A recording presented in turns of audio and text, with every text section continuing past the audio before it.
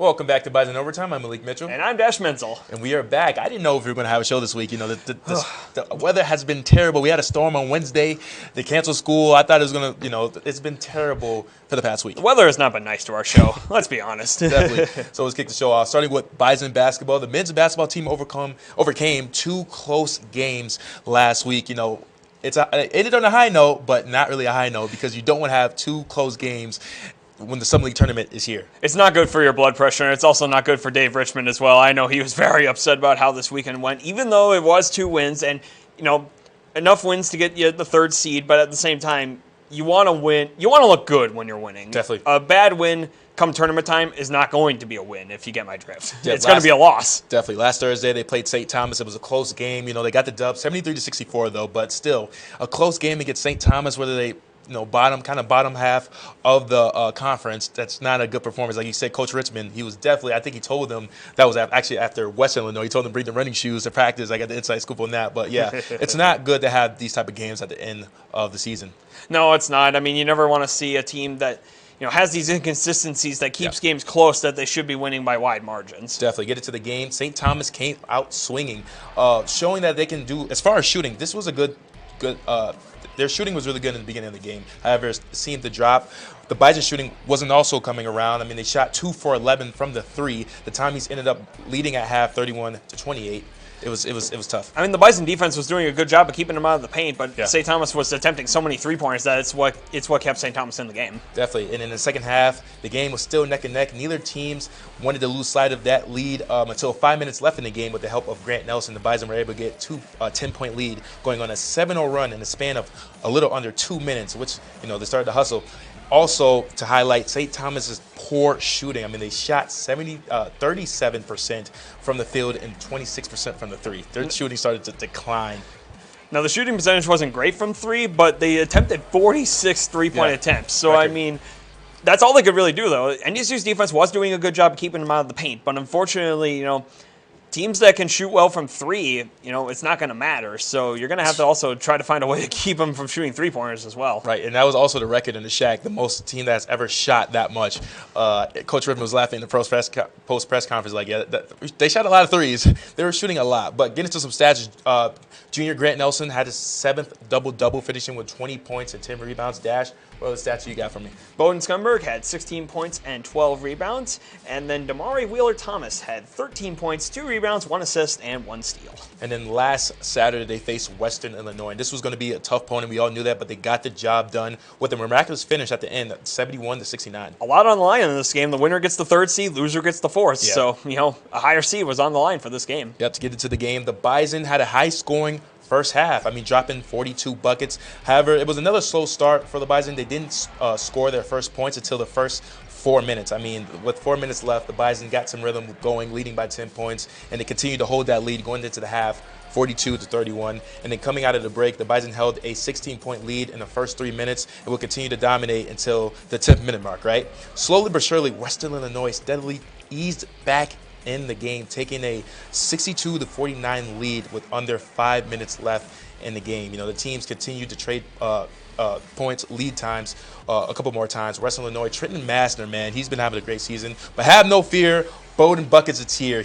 With 9 seconds left, he scores, he sinks a game winner, and that's all she wrote. Yeah, I mean, that's all she wrote, but unfortunately, it's not the win that you want, Yeah, unfortunately. After a 16-point lead, and it seemed like the defense just fell off the map in the second half, God. Unfortunately. The offense was doing a good job, shooting 50% in both halves, but unfortunately, just the defense just kind of fell apart in the second half. I mean, you go into the half up, 10 points, and then I guess the hi-hats on. They're happy.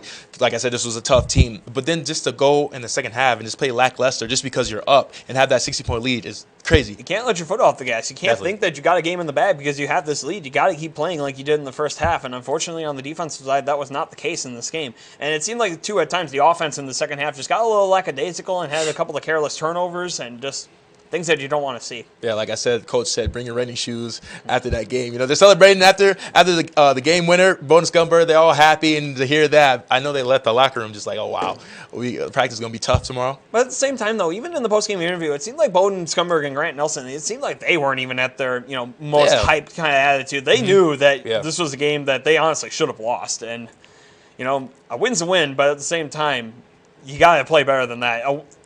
Playing like that in the tournament, it's not going to result in a win. Definitely not. To get into some stats, Bowden Scumberg led the Bison with 24, going 7 for 12 from the field, 4 rebounds and 2 assists. Grant Nelson had 23 points, 4 rebounds, 2 assists, and 2 blocks. And then Jakari White had 10 points, 4 rebounds, 1 assist, and 1 steal. And before we get into our first opponent and any news about the tournament, we have some awards to acknowledge for the team. Junior Grant Nelson was named to the All-Summit League First Team and All-Defensive Team, and Junior Bowden Scumberg earned honorable mention All-League recognition for his defensive performance. And Grant Nelson also led NDSU in points per game, rebounds, assists, blocks, and steals, both for Summit League play and for the entire season. He was the only player in the league's top 11 for all 5 of those stat categories, and the only player in the league's top 5 for scoring and field goal percentage. So just a great season from Grant Nelson and Bowden Scumberg. Definitely. So they finished their regular season 11-7, and now the Summit League tournament is here. They got the 3rd seed behind ORU, took number 1, undefeated. They've been killing it all year. We harped on that basically every episode. And then SDSU took that 2nd seed, and we didn't think they were going to take that 2nd seed. Like in the beginning of the conference, they were doing pretty good.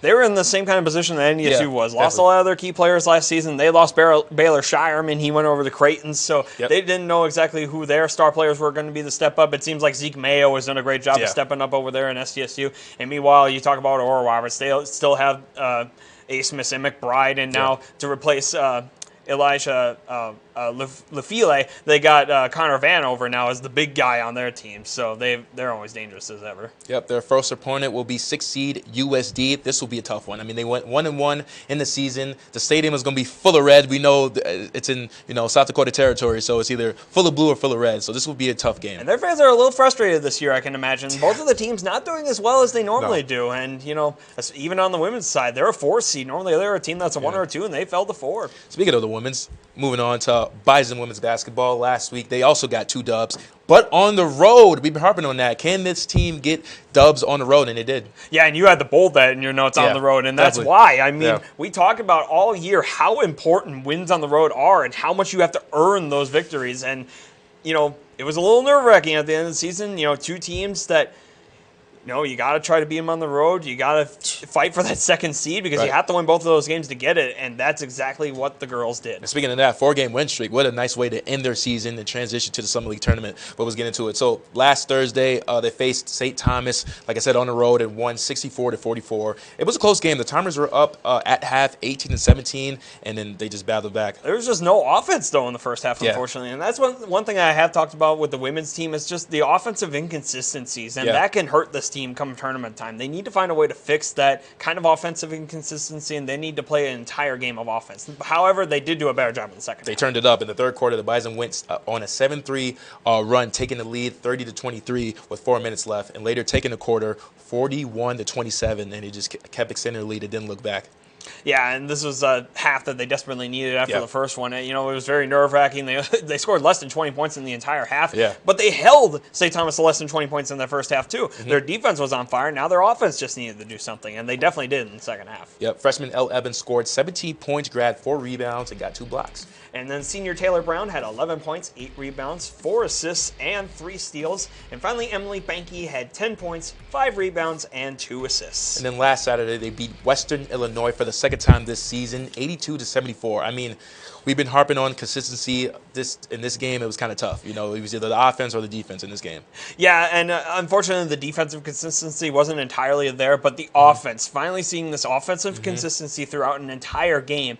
And it just proves the fact that the defense doesn't have to play at 100%. As long as the offense is perfectly consistent, a decent defensive performance is still going to be enough to win the game. Yeah, but in the first half, they were up at half, leading 40-36. And then second half, at the start of the 4th quarter, the Bison turned it up. They went on they were up by 10 points. That made it 63-53. And then Western Illinois worked their way back, just kind of like in the men's game, worked their way back. But the Bison still led 75-72 with 4 minutes left to play. And then the Bison went on another run, and then they just took the win. When you got your star players like Heaven Hamling and Elle Evans scoring all these points, when they have really good games, this offense is hard to stop. And that's why those two being consistent is a big key for this team heading into the tournament. And also, Heaven Hamling had a game, 31 points. That's her high in the rest of her whole career. 11 for 23 from the field, 4 rebounds and 3 assists.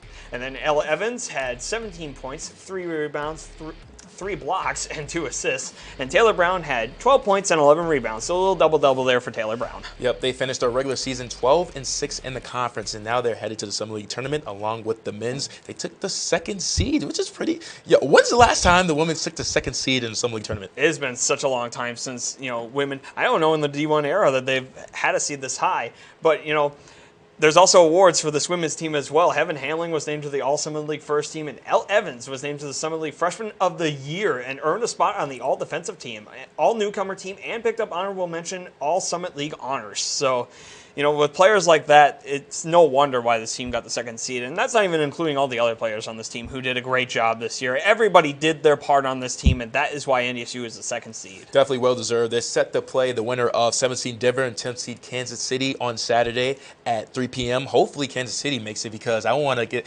– remember, last season they got out by Kansas City in the first round, so I want to see if they can avenge that loss if Kansas City makes it past Denver. Yeah, I mean, either way, whoever wins this game, Denver or Kansas City, you can't take any team lightly come tournament time. Even though it's every team in the tournament now, even though Kansas City's in dead last. You have to remember, when Kansas City came up to Fargo, Kansas City gave NDSU all they could muster in that game. So no team is going to be an easy out this year. You got to play every game hard, and that's why I feel like, talking about the consistencies, you have to be consistent no matter who your opponent is, because if you're not consistent, you're going to be knocked out right away. Definitely. And then speaking of the other component, Denver, they held Denver to 43 points. So if Denver makes it, I feel like that can be, like you said, you don't want to take any team lightly, but that can probably be a solidified win. It could be a solidified win if they play like that. And that's the key. Can they play like that? And it's the same thing for the men. You have to play a good game. You can talk that you're going to play a good game, but you actually have to show it on the court. Yep. If we go tap in back to the men's in their tournament, what do you think they have to do to succeed in this tournament? They got some killers. They got ORU, SDSU. USD is not to be taken lightly. Even though they're the 6th seed, they still had trouble. During the regular season. What do they have to do to succeed? You can't slow down. You can't get tired. You can't do any of this. You got 3 games to win to make it all the way to the big dance. It's 3 games, and I know it sounds like a lot, but really, it's easier than it sounds to win 3 games if you play well. And that's the question. You can't slow down. You can't, show any weakness. You can't have these periods where you don't score. You can't have these periods where you give up 10 straight points without scoring.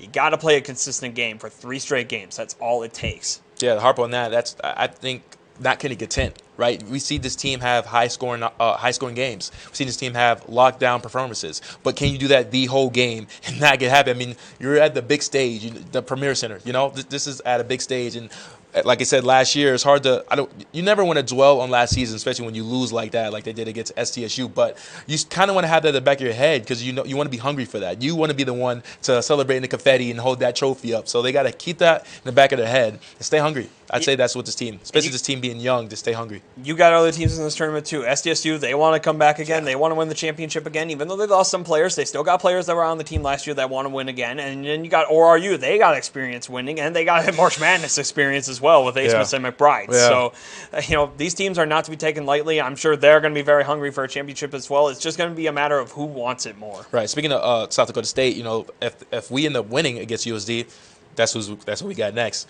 SDSU, and that's, oh my God, we already know how their fans are. Yeah, more than likely. We already know how their fans are. I mean, brutal. That last championship was brutal with SDSU fans. I mean, they filled that stadium. I don't even think I saw green until I was walking out of the stadium. I mean, it was tough. It's going to be a gauntlet, this first round and possibly the second round for the men. And, that's why they can't let this road atmosphere get into their heads. They got to just, play their game. They can't let the atmosphere ruin them. They can't get distracted by it. They just got to play their game and worry about themselves. And that's why, honestly, talking about the men's tournament, I'm a little less worried about Oral Roberts than either of the South Dakota schools, because you're not going to have that disadvantage of the crowd being against you in those games. Yep, and then moving on to the women's, their bracket, I think this team has the potential to go to the championship. I mean, okay, they got Denver or Kansas City. There's low teams in Denver. They have their number this season. I mean, like I said, they held them to 43 points. But after that, if you look on the other side of the bracket, they have UND or Omaha. Those are teams they can beat. So I think this team has a potential to go all the way to the championship. This team absolutely has a potential, and this would be a massive boost in confidence for this entire program. If they can go back, if they can get to the championship game for the first time. And, as easy as it sounds to beat these teams, these lower seeds, once again, though, you can't take them lightly, though, because at the same time, their offensive inconsistencies have kind of scared me this season. And they've had certain games where I feel like they could just easily get knocked out in the first round by Denver or Kansas City with certain performances that they had. They need to show their best performance. They need to have like an offensive performance like against Western Illinois, but they also need to have a defensive performance like they had against St. Thomas. They need both of those to come together in one game. They can't just have offense be good or defense be good. They both need to be good. Yeah, but then we can't, carry on without mentioning, the number one in their conference, SDSU. And it's like they're just they're the boss level of every video game. Like, they're undefeated. It really is. I believe they're undefeated last year. No, I think USD beat them one time during the regular season, but that's only one loss in the whole season. It just seems like they're a juggernaut in this conference. Can NDSU beat them in the championship if they make it? That's the real problem. It's really the story of David and Goliath here, and SDSU is the very, very massive Goliath. And you talk about SDSU, their regular season this year, they had one loss in the regular season last year in conference play. Yeah. Not the case this year. They seem to dominate everybody this year. There's only a few games where they didn't win by at least 20. So they're going to be a very hard team to beat for anybody who has to face them, and you're going to have to bring everything you got if you want to beat them. Because even if even if SDSU has an off day that you might have a chance, I can't remember a game this year where SDSU looked off in the women's bracket. They just seem to be perfect in every game this year. That's why you're going to have to be perfect as well if you want to beat them. That's true. I know you don't want to be biased, but I got to ask you this question. What is your predictions, in this tournament as far as, I don't know if you want to go all the way up to the championship, but what is your predictions in this tournament with all teams? I think in the men's tournament, I think there's a good chance that it could be NDSU versus Oral Roberts in the championship game.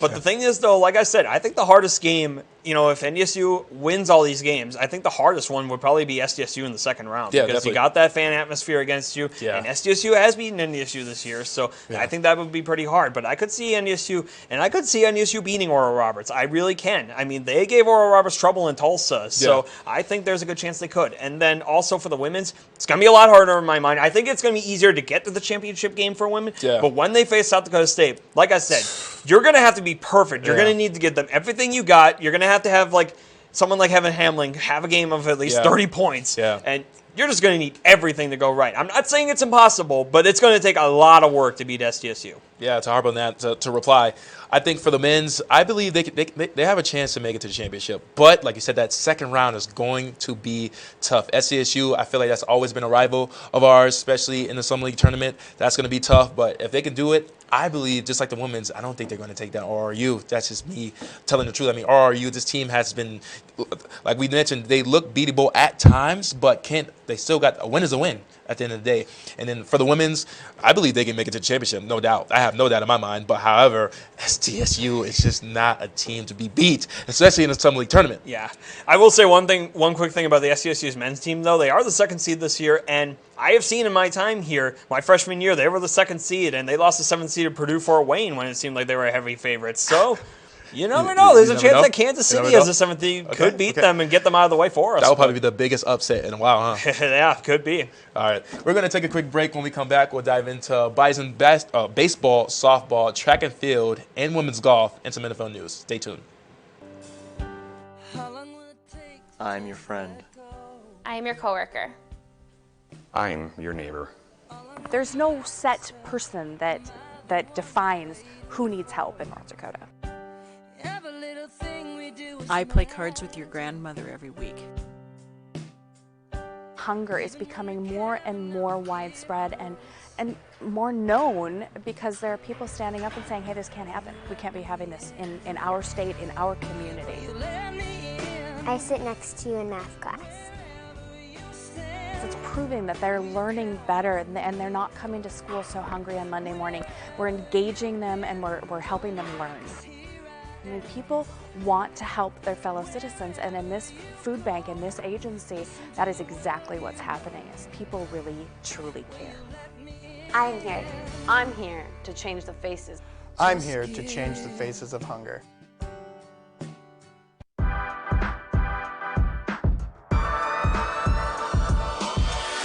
My name is Addie Stewart, and I graduated from NDSU in the Department of Communication in 2018. My degree was in strategic communication, and I'm the communications specialist for the city of West Fargo. That includes social media, press releases, breaking news, interviews, media relations, and more. I went into communication because I wanted to do something I was passionate about. There were so many opportunities. I knew I could work for nonprofits, government, small business, agency work. Professors in the department definitely impacted me a lot in my life, making sure that once I graduated college, I knew I could get a job here just because of the connections in the department and the great morale that was in Fargo. Future students should definitely come to NDSU because it's a degree like no other here.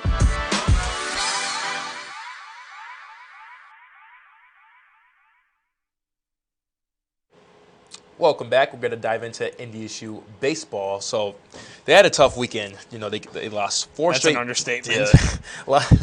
Lost 4 straight times competing at the Tony Gwynn Classic in San Diego, California. So they're definitely enjoying some good weather, but they're not enjoying wins. Yeah, I think if you ask them, I think they'd rather have the wins than the weather. Definitely. So this past Sunday they played Hawaii and they lost 13-1. Yeah, and Hawaii had 4 home runs in that game. The Bison's only run came in the first inning, so that was tough. And then later that day, they played San Diego State and lost 9-2. San Diego struck in the first inning, and then they scored 7 runs in the 4th inning alone. So it's tough. It's hard to win a game when you give up 7 runs in an inning. Definitely. And then that Monday, on Monday, they had a doubleheader against UC San Diego, and the Bison continued to struggle. In the first game, they lost 7-1, and then in the second game, they did a little bit better, but they lost 14-6. Junior CADYN SCHWABE led the Bison with 3 hits and 2 runs. Drew Sackett had 2 hits, 2 runs, and an RBI, and Terrell Huggins had 2 hits, 2 RBIs, and a run. Then on Wednesday, they traveled to Tempe, Arizona, some more good weather, and they faced Arizona State and lost 10-9. This one was a close game. NDSU came out with fire. You know, they scored 6 runs in the first 3 innings. Yeah, but this one kind of hurt though really fast because the Bison had a 7-0 lead at the middle of the 4th inning, but things just went south after that. Arizona State scored 6 runs in the bottom of the 4th to get right back into the game, and then got a 2-run home run in the 5th inning to take an 8-7 lead over the Bison. However, the Bison were able to get back into the game after a little bit of back and forth action. At the top of the 9th, they were able to tie the game after Terrell Huggins hit an RBI double. But in the bottom of the 9th, unfortunately, the Sun Devils hit a walk-off home run to win the game 10-9. Yep, senior Peter BROOKSHAW led the Bison with 2 hits and 2 runs. Terrell Huggins had 3 hits, 3 RBIs, and a run, and Drew Sackett had 2 hits, 2 RBIs, and a run. Yep, they are now 1-8 overall. Tonight they'll face off against the University of Arizona at 7 p.m. in Tucson. They have a 3-game series over the weekend, so hopefully the Bison can find some rhythm. Yeah, let's hope they can get a little bit of a rebound here. It's definitely a rough stretch, and considering in 3 of those games that they allowed over 10 runs, that's just a big problem right there. And also in the first 3 games, they only scored 2 runs or less, so yeah, a little worrisome. Moving on to softball. This past weekend, they competed at the Plainsmen Invite, splitting the tournament against Brown University and Auburn. This was tough. Like, Auburn is one of those top teams, so you know you can't really expect a lot going against that game. But it was a tough. What's to say? It was a tough tournament. Yeah, it definitely still hurts, though. I mean, considering in both of the Auburn games, they couldn't even score runs. So, yeah, that definitely stings a little bit. Yep, on Saturday, they played Brown University and won 6-0. The Bison scored 2 runs in the first inning and came back with 4 runs in the 3rd. Yeah, so there was a good start, though. I mean, the fact that they also shut out Brown University, and it seems like this year, all the teams that they've been playing against that aren't ranked in the top 25, they're doing pretty well against them. So they're playing well against competition that they should be beating, which is a good sign. Yep, Carly Cochillas led the Bison, producing 2 hits and 2 runs. Later that day, they went downhill, though. They lost to Auburn at 9-0 in 6 innings. And that's what I was talking about, considering that, you know, I understand this is the top 25 team, but at the same time, losing 9-0, it still hurts to not even get a run on that board. Definitely. Then they returned on Sunday. They played Brown University again, beating them again 2-0. Carly Cochillas struck back in this game with 2 hits and run. Kaylee Moore also had 2 hits in this game, but what the big kind of MVPs were in this game, Piper Reed and Lanely Lyle, the 2 pitchers, only allowed 3 hits each. Yeah, pretty good performance. Later that afternoon, they had another shot at Auburn, but unfortunately, they lost again 4-0. Kind of like the same thing I said before. It's just hard to win a game when you don't score any runs. Yep. Their next game this weekend, they'll be competing at the Blue City Challenge in Memphis, Tennessee. They were supposed to play around 12, but it got canceled. However, they'll be back at it at 5 p.m. to face against Texas San Antonio. Yeah, so we'll hope to see that they can, like I mentioned, it seems like whenever they play against teams that aren't ranked, they do a well enough job. So I mean, the ranked competition, it's going to be harder, but you would hope to see that eventually they could win one of those ranked games. That would just be a great confidence booster. Definitely. Moving on to track and field, the men's and women's team capped off their indoor season competing at the Summit League Tournament in Vermillion, South Dakota this past weekend. For the men's placed third in the contest with Jacob Rodin, Josh Knudsen, Jacob Levine, and Colin Curl winning the 4x4 title in 3 minutes and 16 seconds. And senior Jacob Rodin captured his second indoor 800-meter title of his career in 1 minute and 50 seconds. Dash,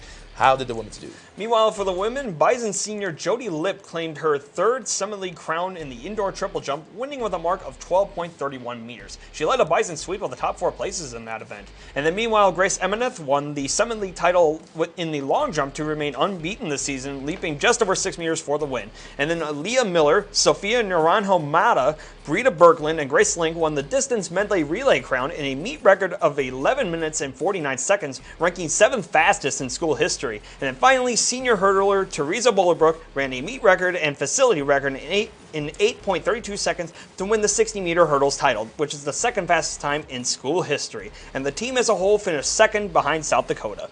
Yep, and then women's golf also competed this past weekend. Yes, they did, and they competed at the Grand Canyon Invitational in Phoenix, Arizona. The team posted their third lowest 54-hole total in program history to finish tied for 5th place. As for the performances, Maddie Hicks moved up 7 spots on the leaderboard to finish tied for 17th place with a season low of 218. Leah Scar also grabbed the top 20, finishing tied for 19th place.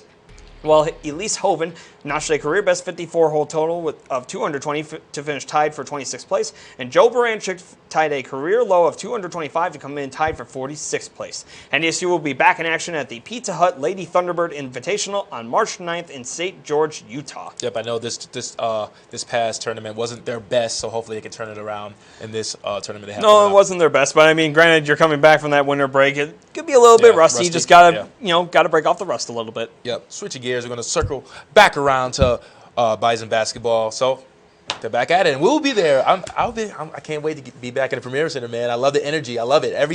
Every day, it's always hype. I love it. This will be my last time going there, so I'm definitely very excited to be back there for the third and final time. Yeah. And considering one thing, I want to get off the Summit League for a little bit because they're although it's not our conference, March Madness is already getting exciting because in the Ohio Valley conference last night, in one of their games between SIU Edwardsville and UT Martin, there was a fight in that game last night, which resulted in 3 ejections and one player getting a bloody nose due to a punch in the face. So you can tell that March is here because the excitement is already arrived. I mean, I don't even want to think about that because every time I think about fights, we think about our fight that happens. Laura Roberts. Well, let's just try not to have that at the tournament. Oh, my God. I remember during the tournament when we played them, in the second round, at the end of the game, there was reporters and people coming to see if there was going to be another fight, and it was I don't like that kind of. This is kind of like tenseness. Is it going to happen again? Are we going to see another fight? I'm not gonna lie, I thought it was going to happen. You got to think about it. We whooped them, but that's not just an easy thing to get over, especially in the Summit League tournament. So I thought it was definitely going to be another fight, but it wasn't. Thankfully, there wasn't. But hopefully, we'll see the best kind of action, the one that's on the court in terms of shooting the baskets. Definitely. I mean, ORU, they might be having other teams wanting to fight them. I think they're going to be dominant in this tournament, man. I feel like Ace Smith, like I said, when we mentioned that they had a person in vendetta, I think it's Ace Smith. I think he has something to prove. He's done all, he has all the accolades, he's stamped as one of the veteran players in this conference, but he doesn't have a championship. So that's what's holding him back. The funny thing is, though, for me, even though that Ace Smith might have a chip on his shoulder, and he was the Summit League Player of the Year, he's not the player that worries me the most if NDSU were to face Oral Roberts. The player that worries me the most is Connor Vanover. Now, ORU's offense has been very inconsistent, and Ace Smith has also been kind of inconsistent at times. And if he's inconsistent at the wrong time, that makes things easier. But Connor Vanover on that defensive side, he gave NDSU heck when they came up to Fargo because nobody could score in the paint past him. So just because of his sheer height. So I mean, that's the player I worry about with Oral Roberts. I don't know. I feel like Ace Smith, he knows how to turn it on, especially when the lights are on. So I feel like in a Summit League tournament, he knows what that felt like. Like, remember we were doing He's been in March Madness before. He knows. Exactly my point. So in the way they went out last year, I'm telling you, man, I feel like it's going to be a new monster in this weekend's tournament. And meanwhile, just one quick comment for the girls.